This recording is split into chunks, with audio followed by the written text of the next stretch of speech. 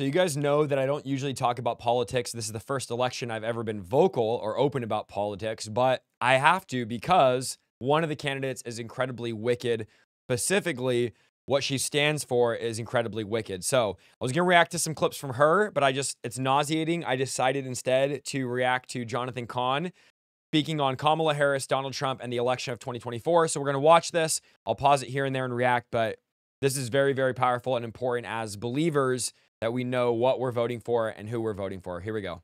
The time has come to speak of the election. I've been asked, what do I think of it? I'll link this down below in the description as well.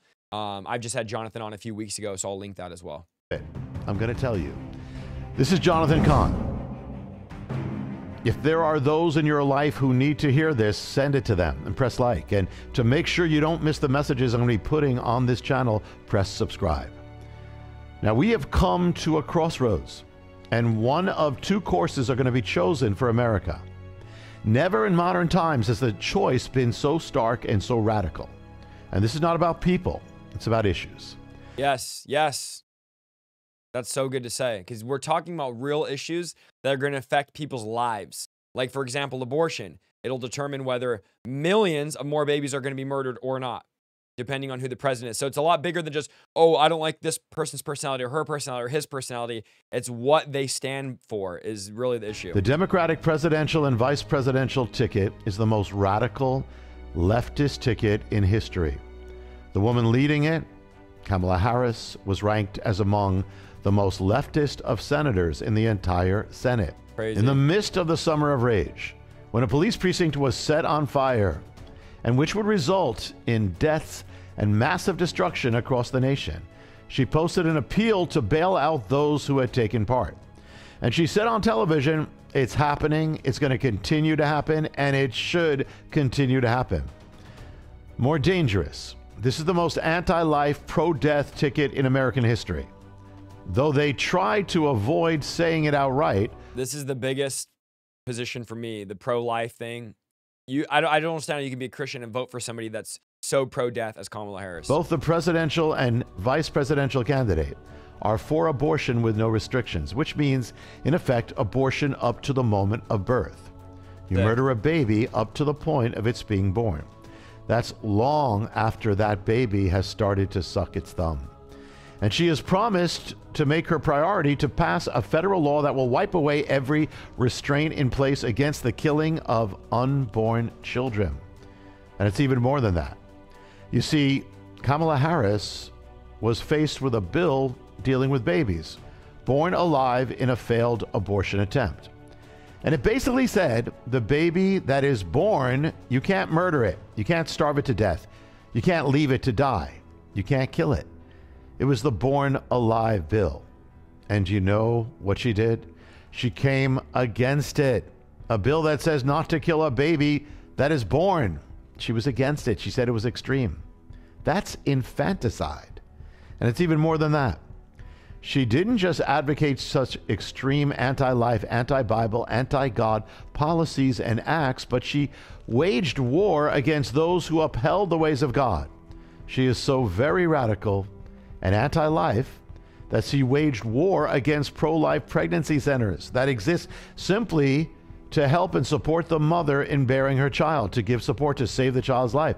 She waged war against them. She put into effect a law that mandated that pro-life pregnancy centers would be forced against their will to refer their people to abortion clinics. Crazy. If they didn't, they would be punished every time with financial punishments, hoping to drive them out of existence. Except the Supreme Court overruled her as violating the Constitution in her obsession against life. She also tried to force conservatives or Christian organizations to hand over their donors list for the government to see until the courts overruled her for that radical agenda. Then there was the case of David Daleiden. He's the one who performed a great service by exposing Planned Parenthood's agenda of selling baby parts for profit, trafficking in the parts of murdered babies in abortion. He exposed it. He should have been honored for what he did. But Kamala Harris instead had a meeting with the leaders of Planned Parenthood, And shortly after that, she began waging war through the legal system against David Daleiden for exposing Planned Parenthood. She actually brought charges. Only wicked people want to bring charges against people that expose their wickedness. Against him, using laws that had never been used in that way before. She brought him to trial, leveling 15 felony charges against him to send him into prison. She had his house raided, had his computer files and personal information confiscated, and recordings that were exposing Planned Parenthood taken away. This is how radically dangerous this is. And this is not even to mention her advocacy of gender mutilation for children against the rights of parents. How dangerous this would be if this one becomes president of the entire nation.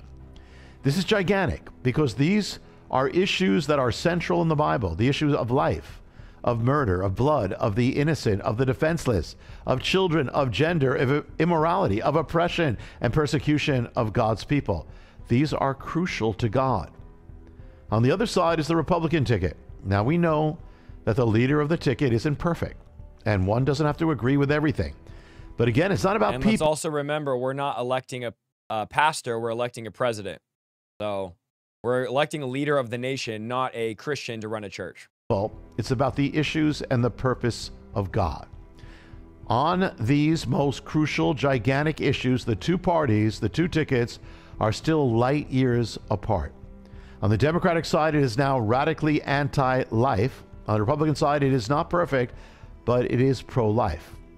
On the Democratic side, it is radically for the merging of gender, male and female, the mutilation of children. On the Republican side, it is very much against the mutilation of children in sex transitioning.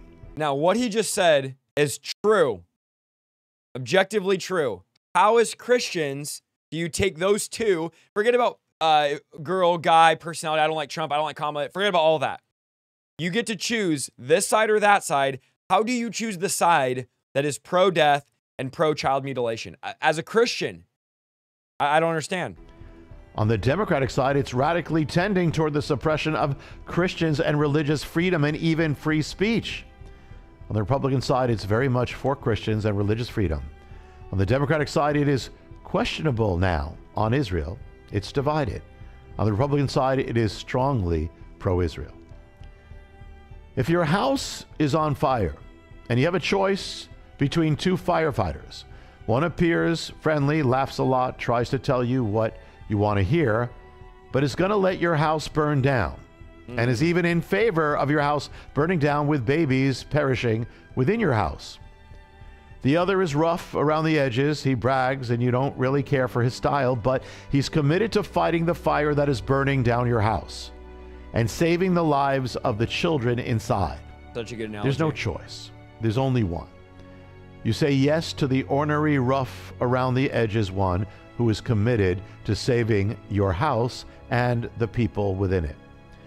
God will use whom he will use for his purposes. Unlikely vessels, imperfect vessels. He did so throughout the Bible. And he used Donald Trump with all that he is to do what no other president had ever done, to overturn Roe versus Wade. And he used Donald Trump to do what no other president had ever done, to recognize Jerusalem as the eternal capital of Israel. Those were gigantic. The forces that are moving America rapidly against the ways of God are massive, and that will lead to persecution, occupy virtually every institution of our culture. There's no question that the Republican candidates who would act to slow down that fall, and the Democratic candidates will accelerate that fall. We put our trust only in God, not in a party or a man. And America can only be saved through revival, turning back to God. But the political realm is important, just as it was in the days of the prophets and the apostles.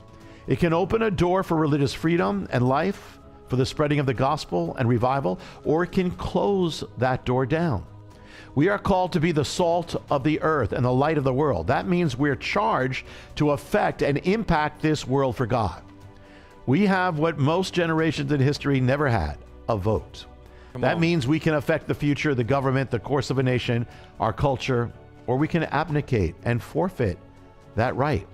If we complain and speak against what's happening to our culture, but don't even lift our fingers to cast a vote against it, to do the easiest of actions to slow it down or stop it, then woe to us.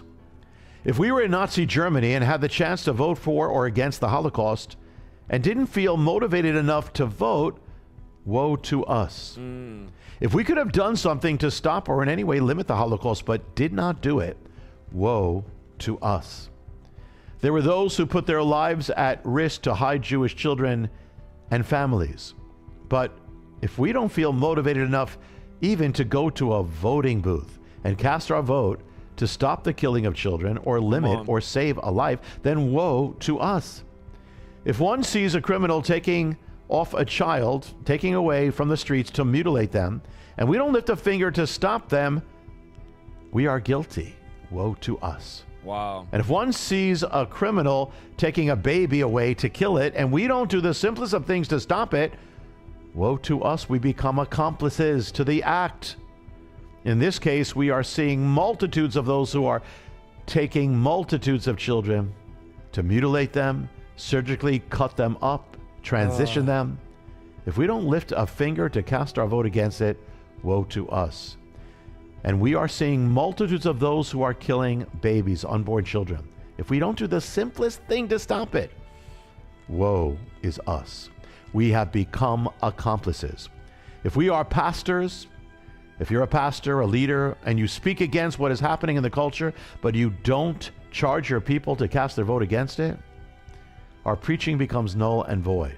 Wow. God said to the prophet Ezekiel that he had appointed him a watchman.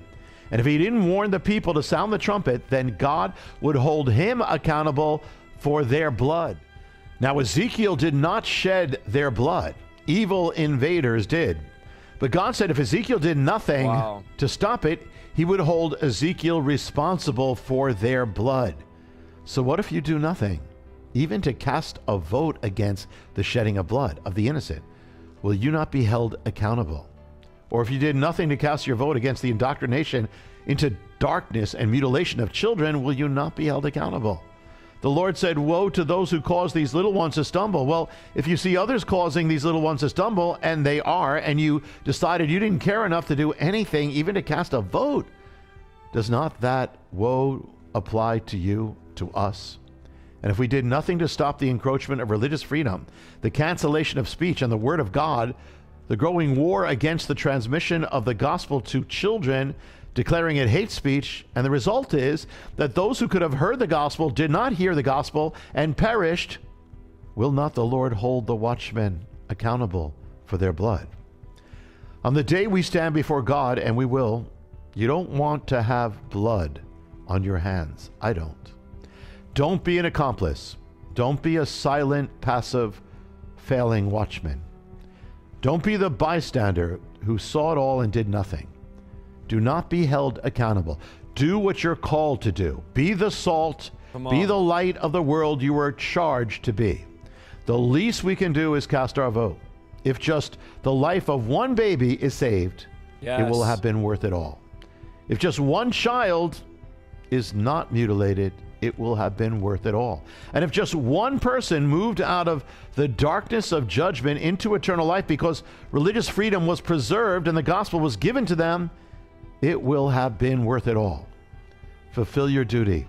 Fulfill the charge that God has given you. Watchmen, watchwomen, cast your vote for God, for life, for righteousness, for redemption. If you haven't registered, it's real easy. You can do it online, but the door for you to do this is closing. It's going to close in the middle of October. You can go to vote.gov or any link, or Google, how do I register and vote?